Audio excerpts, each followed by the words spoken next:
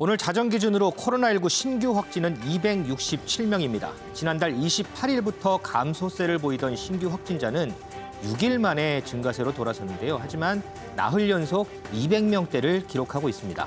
이 267명 중에서 국내 발생은 253명입니다. 서울 98명, 경기 79명, 인천 10명으로 수도권에서 다수인 187명이 나왔습니다. 반면에 세종과 전북, 경남에서는 신규 확진자가 나오지 않았습니다. 여기서 한 가지 좀 우려되는 부분이 있습니다. 바로 중증, 위증 환자가 연일 급증하고 있다는 건데요. 어제 하루만 20명이 늘어서 모두 124명이 중증 위증 환자입니다. 이들이 즉시 입원할 수 있는 병상은 수도권에 9개, 전국으로는 43개에 불과해서 병상 마련이 시급한 과제로 떠올랐습니다. 자, 이제 추석이 한 달도 남지 않았습니다. 요즘 같은 시기에 고향에 가도 되나 이렇게 우려하는 목소리도 크죠. 당초 오늘과 내일 진행될 예정이었던 이 추석 열차 승차권 예매 일정이 다음 주 8일과 9일로 연기됐습니다. 그나마도 사회적 거리 두기 2.5단계 시책에 맞춰서 열차 탑승 인원의 절반만 예매가 가능합니다. 그러니까 이 창가 쪽 좌석만 판매하겠다는 게 지금 코레일의 방침입니다. 매년 예매 전쟁이 펼쳐지는 이 추석 열차표 구하기가 올해는 더더욱 하늘의 별 따기가 될 전망입니다. 올해 추석에는 절반만, 오늘의 프레스콕입니다. 네, 코로나19 신규 확진자가 나흘째 200명대 머물고 있습니다. 사회적 거리두기 2.5단계 많은 불편이 따르지만 그래도 우리 시민들이 잘 지켜주고 계셔서 확진자가 200명대에서 머물고 있는 것 같습니다. 그러나 김태일 기자가 얘기했지만 중증 환자가 하루 새 20명이나 늘었습니다. 상황을 안심하기에는 좀 이른 것 같습니다. 윤 대표님, 네. 중증 환자가 늘어난 것은 그만큼 위험군에, 고위험군에 속해 있는 연령대가 높으신 분들 또 여러 가지 이제 병, 기저질환이 있는 분들이 많이 확진 판정을 받았기 때문인데 전체적으로 신규 확진자 숫자가 나흘째 200명대 있는 것은 사회적 거리두기 2.5단계 또 그 전주부터 시작했던 2단계 조치가 어느 정도 효과를 좀 가져온 게 아닌가 싶어요. 물론 조심스럽지만. 그렇죠. 2.5단계 지금 3단계로 자칫하면 가기 직전 2.5단계 그 카페나 커피숍이나 대중교통까지 지금 제한하고 있지 않습니까? 그런데 그 효과로 지금 보고 있는 거죠. 그래서 이 신규 발병자는 이제 300명 밑으로 조금 주춤하는 증가세. 물론 증가세는 200여 명 계속 늘고는 있습니다. 이것도 큰 숫자예요. 그렇죠. 다만 우리가 걱정스러운 게 이 위중증 환자가 하루 새 20명이 늘어서 지금 124명이거든요. 그 사람들이 대부분 80% 이상이 60대예요. 60대 이상이에요. 그러니까 이 자칫하면은 이분들이 병상이 좀 부족해질 가능성. 지금 또 의사들이 일부는 또 파업하라 하고 있잖아요. 그래서 병원도 부족하고 의술을 펴는 의사도 부족하고 자칫하면은 코로나가 조금 더 이 상태로 이어진다면은 신규 발생이 이어진다면은 자칫하면은 그 위중증에 있는 사람들이 생명을 잃는 그런 우려스러운 사태까지 좀 걱정이 많이 됩니다. 만약에 사회적 거리두기 2.5단계 또 2단계 조치를 시행하지 않았더라면 신규 확진자가 아마 1,000명을 넘어설 수도 있다. 이렇게 방역당국 봤는데 그래도 그나마 다행인 것은 200명대에 머물고 있습니다. 이것을 조금 더 낮춰야 될 것 같습니다. 이번 주 잘 지켜주시기 바랍니다.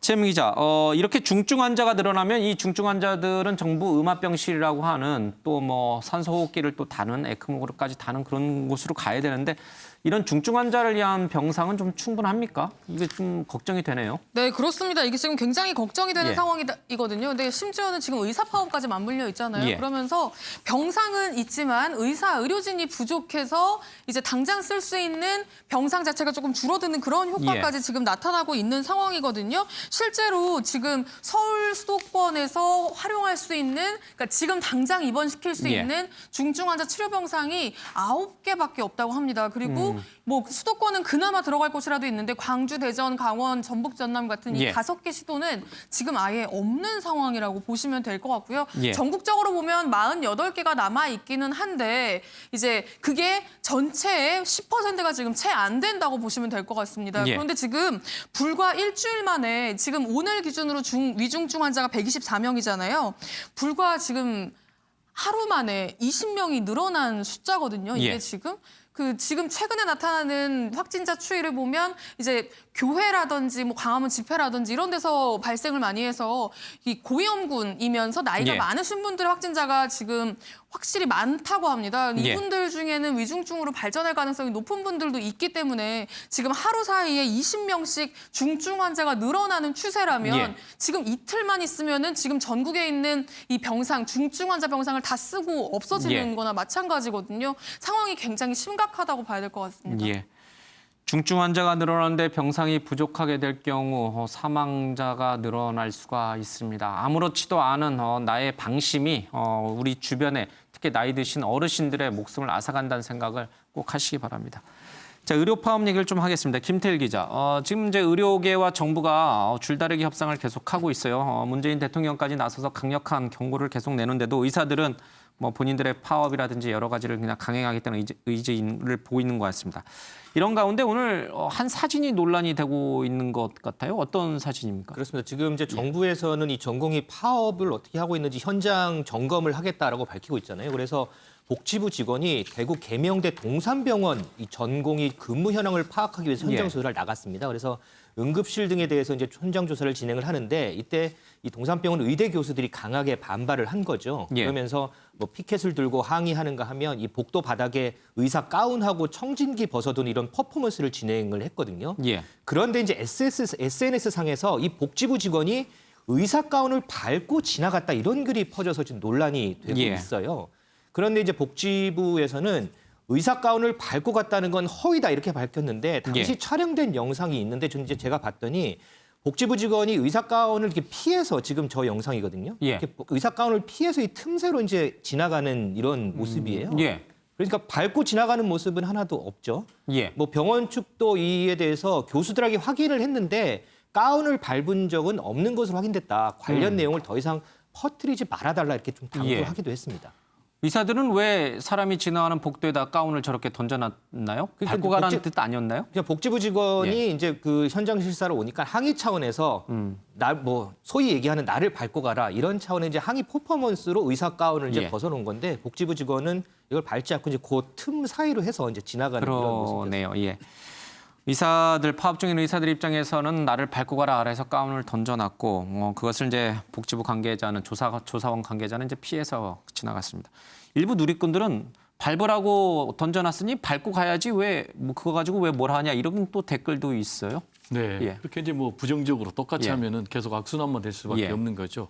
그런데 이제 우리가 의복이라는 것은 권위를 상징하고 직의 정신을 상징하지 않습니까? 그런데 이제 우리 사회에서 의사함을 상당히 존경을 받아요. 그 이유는 환자의 생명, 건강을 지켜주는 그런 인술을 펼치는 사람이니까 존경을 받고 그래서 의사의 가운도 상당히 존경의 대상인데 스스로 지금 옷을 벗어 던지고 바닥에 던지고 오히려 밟고 가라 하는 것은 스스로의 권위를 지금 땅바닥에 추락시키는 그런 선택이 아닌가. 더구나 지금 투쟁의 목적이 결국 이제 밥그릇 싸움 아니냐라는 그런 비난이 있거든요. 의료의 공공성을 뭐 강화하자는 그런 건 아니잖아요. 현실적으로 지금 우리나라 특히 지역에 의료 불균형은 굉장히 심각하거든요. 심폐소생술 같은 경우 회복률이 특히 이제 전남이나 전북 이런 지역은 3%밖에 안 돼요. 수도권은 이제 10%인데 그만큼 열악하니까 이 부분을 강화하는 그런 방향은 맞고요. 물론 이제 뭐 방법론과 관련해서 좀 생각이 다를 수가 있지만 어쨌든 간에 뭐 무력으로 폭력으로 할 수는 없는 거고 대화를 통해서 협상을 통해서 해결해야 되는데 지금 정부는 나름대로 상당히 노력을 하고 있는 것 같아요. 국가고시도 일주일 연기를 하고 그리고 모든 정책을 중단하고 대화를 하겠다라고 얘기하고 있지만은 지금 의사 집단에서는 계속해서 백기투항만 하라고 요구를 하고 있거든요. 그렇지만은 힘으로 상대를 굴복시키는 저는 폭력이라고 생각을 하거든요. 그리고 이제 악순환이 계속될 수밖에 없기 때문에 어떠한 경우에도 대화, 협상을 통해서 문제를 해결해야 된다. 빨리 협상의 테이블에 양자는 앉아야 된다. 이런 얘기를 좀 강조를 하고 싶습니다. 정부가 이제 공공의대를 설립하는 방안에 대해서 파업 중인 의사들이 강하게 반발하는데 뭐 학교 다니면서 공부 열심히 해서 의대 가려고 전교 1등 했던 의사를 택하겠느냐 아니면은 실력은 없지만 공부는 못했지만 의사가 되고 싶어서 시민단체 추천을 받아서 의사가 된 사람을 택하겠느냐. 자, 환자분들 택하세요. 이런 포스터도 좀 논란이 되긴 합니다. 어쨌거나요, 이 부분은 좀 정부와 의사들이 머리를 맞대고 좀 충분히 시간을 갖고 했으면 좋겠습니다. 근데 왜 하필 이 코로나19가 이렇게 확산할 때 의사들이 꼭 파업을 해야 되는가? 이 부분에 대해서 국민 여론이 눈초리가 따가운 것은 사실입니다. 최은미 기자, 이 의사들의 파업은 고스란히 누구에게 넘겨지겠습니까? 환자와 또 간호사들에게 넘겨지지 않겠어요? 네, 그렇습니다. 간호사들의 업무가 실제로 많이 늘어났다고 예. 합니다. 거의 의사들이 해야 할 역할을 대신할 수 있는 건 아니지만 어쨌든 의료 현장에 사람 자체가 부족하다 보니까 이제 가뜩이나 지금 확진자들, 코로나19 확진자들은 물론이고 이제 다른 환자들을 케어하기에 바쁜 간호사들의 업무가 굉장히 많이 과중된 상태다라는 이야기를 많이 하는데요. 실제로 간호사협회에서도 이야기를 했고요. 오늘은 문 대통령까지 입장문을 내고 간호사들을 격려했습니다. 뭐라고 이야기했냐면요. 전공의들 같은 의사들이 떠난 의료 현장을 묵묵히 지키고 있는 간호사분들을 위로하며 그 헌신과 노고에 깊은 감사를 드린다. 장기간 파업하는 의사들의 짐까지 떠맡아야 하는 상황이 얼마나 힘들고 어렵겠느냐라고 이야기했습니다. 그러면서 가수 아이유 씨 이야기도 했는데요. 아이유가 아이스 조끼를 기부했다는 소식을 들었다라면서 간호사분들 곁에는 항상 우리 국민이 있다는 사실을 잊지 말아라 했는데